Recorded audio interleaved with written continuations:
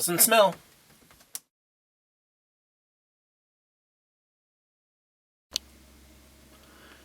Hi everyone, welcome back to No Strings Attached, Living Off Grid. Today's video is going to be on our compact SunMar composting toilet. So we have a compact SunMar composting toilet that we installed. It's only meant for about 1 to 2 people, not a full family. But it's doing us pretty well, we can't complain. The only problem that we have with it is that it is an electric model. So when it's running, it takes about 250 watts of power. 220 for the built-in heater that derives off the moisture from the stuff inside, and then 30 watts for the fan to suck the air out. I've actually MacGyvered a little bit of a fix for that, which I'll show you in a minute. Okay, so my exhaust fan for the composting toilet, I MacGyvered together a CPU cooler fan from a computer and wired that together onto a power supply that I just plug on the inside. So this only draws 6 watts of power compared to the 30 watts that the built-in fan uses on the composting toilet. I just put it onto this, I don't even know what this is that I used for it. I just found this piece of metal and that fit perfectly over my PVC tubing. I put a little bit of tape around it, and that's been working well for, well, since we installed it.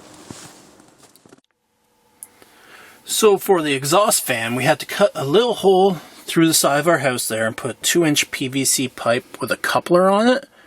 And then that just attaches to the pipe that comes out of the back of the toilet. And since we have MacGyvered the fan onto the outside there, that just sucks all of the air through the toilet out to the outside, leaving no stink on the inside. So what goes into our composting toilet? Well, it's just a mixture of peat moss and sawdust. So you first fill it up when you get the toilet with about 3 inches of this stuff.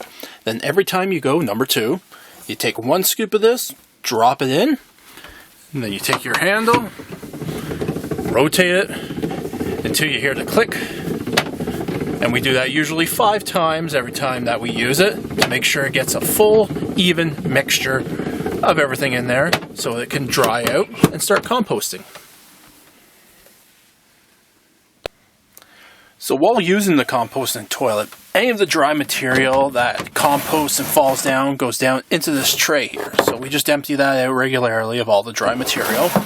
And then we also empty out the toilet fully, completely, about approximately every month. And to do that, you take this little pin here, and you just pull that out, and then you take the handle and rotate it counterclockwise this time.